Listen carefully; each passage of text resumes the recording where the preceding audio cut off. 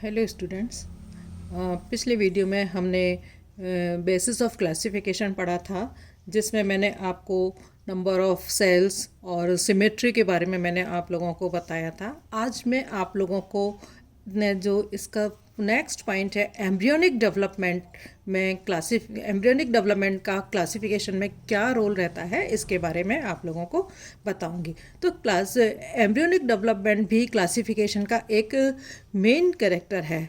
तो जब embryonic development होता है तो मेनली उसके अंदर जो 3 पॉइंट्स हैं वो इसके क्लासिफिकेशन में हेल्प करते हैं। कौन कौन से? एक तो जर्म लेयर है, दूसरा टाइप ऑफ क्लीवेज है और तीसरा ओरिजिन ऑफ एम्ब्रियोनिक माउथ है। तो जर्म लेयर्स के बारे में आप जानते हैं, मैंने आप लोगों को पहले भी बताया है कि 2 तरह की जर्म लेयर्स होती हैं, डिप्लोब्लास्टिक जर्म लेयर और ट्रिप्लोब्लास्टिक जर्म लेयर। तो इन जर्म लेयर्स का जो निर्माण है वो गैस्ट्रुलेशन के टाइम पर होता है। तो जर्म लेयर्स की संख्या के आधार पर इनको डिप्लोब्लास्टिक मीन्स द्विस्तरीय, ट्रिप्लोब्लास्टिक मीन्स त्रिस्तरीय इनको नाम दिया गया है। डिप्लोब्लास्टिक में केवल एक्टोडर्म और एंडोडर्म होती है और मेसोडर्म की जगह पर नॉन सेल्यूलर मेसोगिलिया होता है। इसके जो एग्जाम्पल हैं टीनोफोर्स एंड सीलेंट्रेट्स इसके एग्जाम्पल हैं। जबकि ट्रिप्लोब्लास्टिक में 3 जर्म लेयर्स होती हैं, जिन्हें कि हम एक्टोडर्म, एंडोडर्म और मेसोडर्म पाई जाती हैं।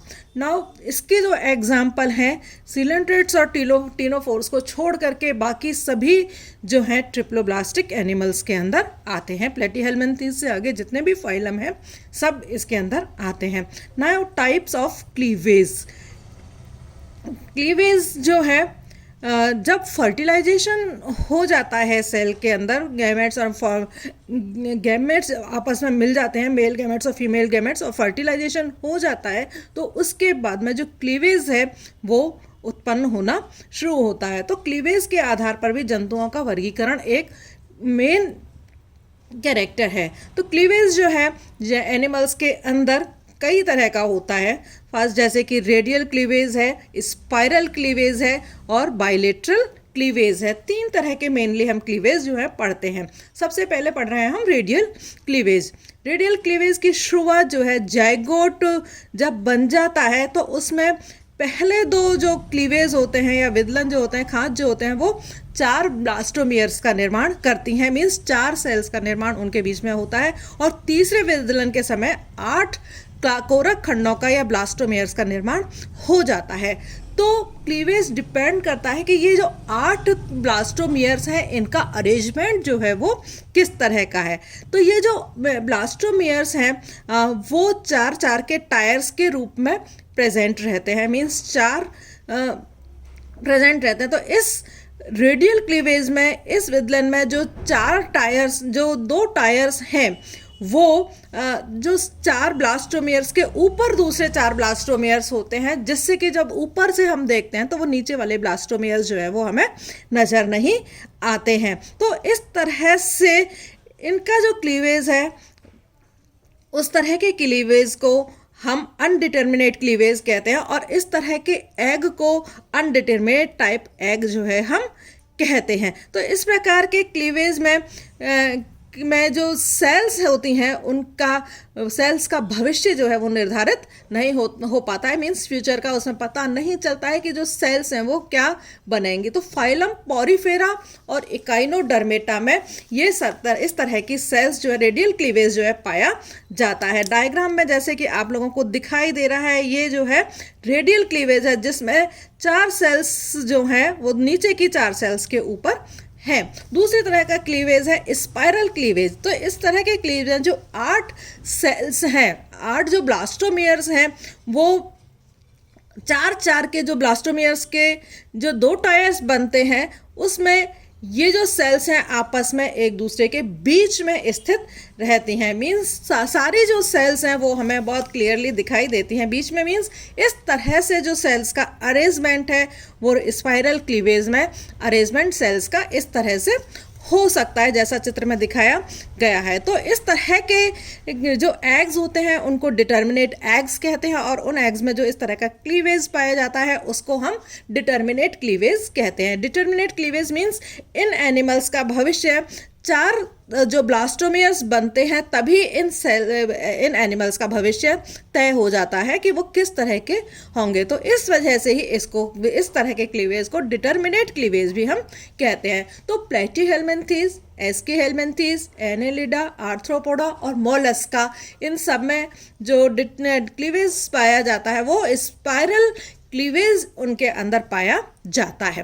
नाउ थर्ड टाइप का है बाइलेटरल क्लीवेज, जो कि इकाइनोडर्म्स के अंदर पाया जाता है, हेमिकॉर्डेट्स के अंदर पाया जाता है और कॉर्डेट्स के अंदर भी पाया जाता है। तो इस प्रकार के क्लीवेज में जो ब्लास्टोमियर्स हैं वो बाइलेटरल या द्विपार्श्व सममित में होते हैं। मीन्स वो जो अरेंजमेंट है उनका वो मिरर इमेज की तरह से उनका अरेंजमेंट होता है। और ये क्लीवेज जो है, क्लीवेज प्लेन जो है, इसके अंदर सेंट्रल ऑफ एक्सिस होता है। तो इस वजह से ये जो है मिरर इमेज होने की वजह से इनकी जो सिमेट्री हो जाती है वो बाइलेटरल सिमेट्री के होते हैं, और क्लीवेज जो होता है वो बाइलेटरल सेंटर से ऑफ एक्सिस से हो रहा है क्लीवेज, तो इसलिए बाइलेटरल क्लीवेज जो है इनके अंदर पाया जाता है। तीसरा जो पॉइंट है इसके अंदर बेसिस ऑफ क्लासिफिकेशन में एम्ब्रियोनिक डेवलपमेंट में, वो है ऑरिजिन ऑफ एम्ब्रियोनिक माउथ।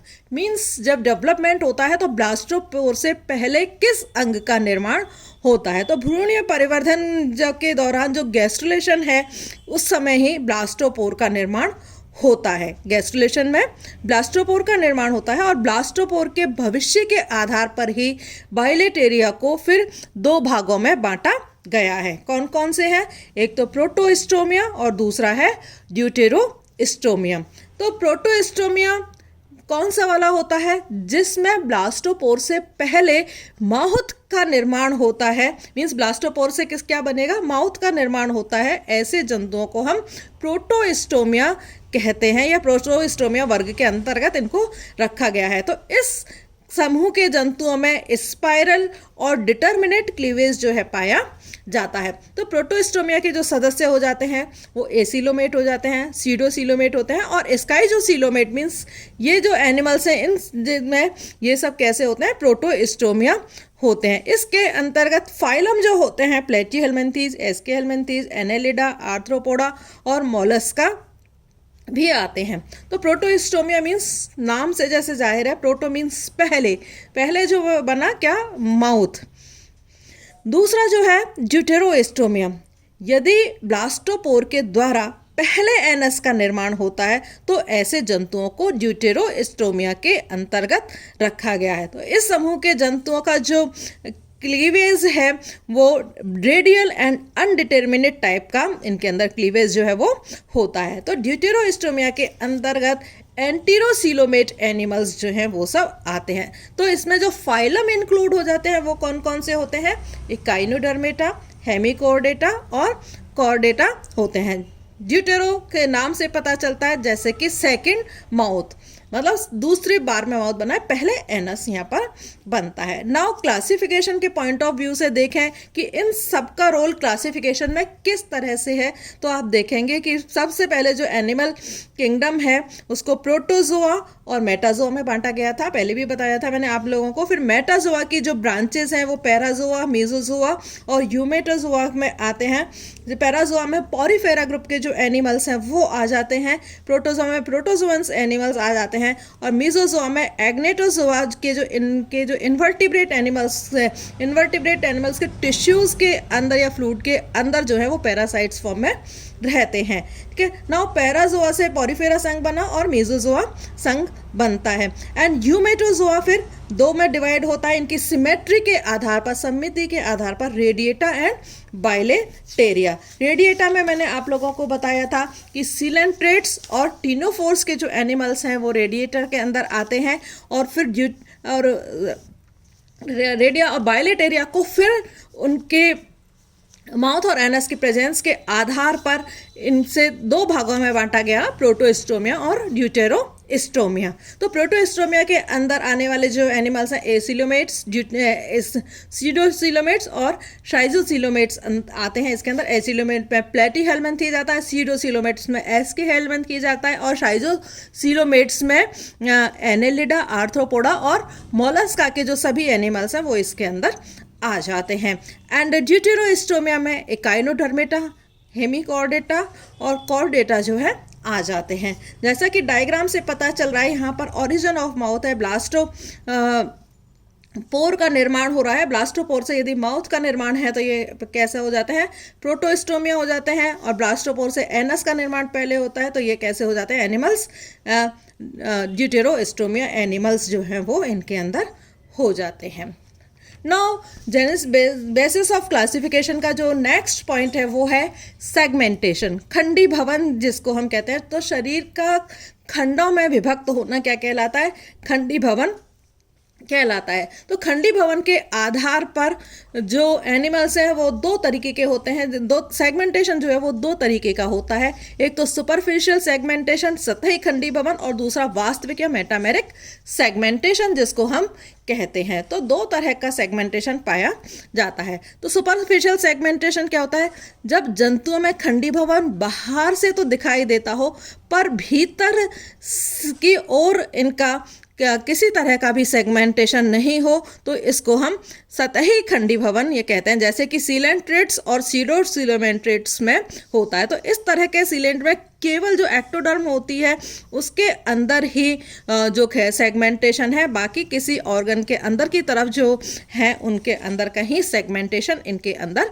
नहीं पाया जाता है। तो इस तरह के सेगमेंटेशन को हम क्या कहते हैं, सुपरफिशियल सेगमेंटेशन इसको हम कहते हैं।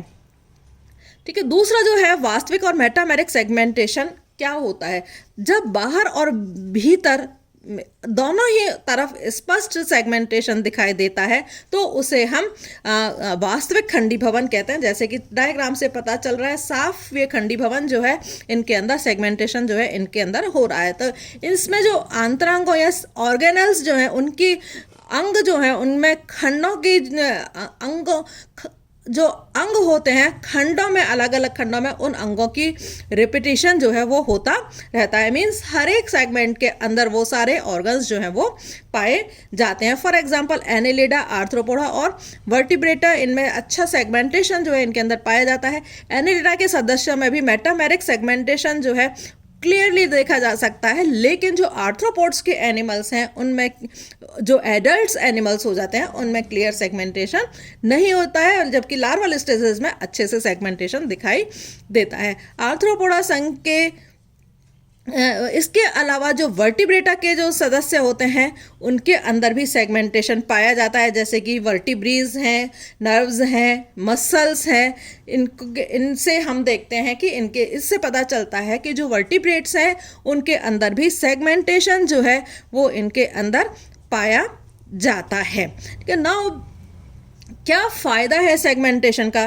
तो इम्पोर्टेंस क्या रहती है सेगमेंटेशन की, जो प्राणी होते हैं प्राणियों में एक से अधिक विशिष्ट प्रकार के अंगों की उपस्थिति होती है जब सेगमेंटेशन इनके अंदर पाया जाता है। और एक से अधिक अंग होने की वजह से उन अंगों की संरचनात्मक और क्रियात्मक जो चेंजेस हैं, क्रियात्मक और पर उनमें संरचनात्मक और क्रियात्मक परिवर्तन होने की भी संभावनाएं होती हैं। मीन्स यदि चेंजेस होंगे तो इवोल्यूशन में भी परिवर्तन होने की संभावनाएं रहती हैं। तो इवोल्यूशन के लिए सेगमेंटेशन होना जरूरी है, खंडी भवन होना जरूरी होता है। ना ग्रेड और ऑर्गेनाइजेशन मैंने आप लोगों को बता दिया था कि किस तरह से ग्रेड ऑफ ऑर्गेनाइजेशन होता है कि जो कोई भी एनिमल की जो शुरुआत होती है वो सेल से होती है, फिर टिश्यू बनते हैं, फिर ऑर्गन बनते हैं, फिर ऑर्गन सिस्टम होते हैं। तो इस आधार पर जंतुओं में संरचनात्मक संगठन जो है वो किया गया है। ये मैं आप लोगों को पहले पढ़ा चुकी हूँ। Protoplasmic grade of organization and cellular grade of organization and cell tissue grade of organization, tissue organ grade of organization और organ system grade of structural organization, ये मैं आप लोगों को पढ़ा चुकी हूँ। आप लोगों को इस चैप्टर में जो ध्यान रखने की चीज़ें हैं, आप लोगों को डिफरेंस पढ़ने हैं कि आपके रेडिएटा और बाइलेटेरिया में क्या अंतर होता है, एसीलोमेट, सीडोसिलोमेट और सीलोमेट में एनिमल क्या फ़र्क होता है, स्काइजोसिलोमेट और एंटीरोसिलोमेट्स में क्या अंतर है, ये सब मैं आप लोगों को पढ़ा चुकी हूँ। आप लोगों को खुद करना पढ़ना है। प्रोटोस्टोमिया और ड्यूटेरोस्टोमिया क्या डिफरेंस है, एंड डिप्लोब्लास्टिक और टिप्लोब्लास्टिक एनिमल्स जो हैं वो किस तरह के होते हैं। ये सब आप लोगों को इस चैप्टर में ध्यान से पढ़ना है। ये एक इम्पोर्टेंट चैप्टर है। Thank you.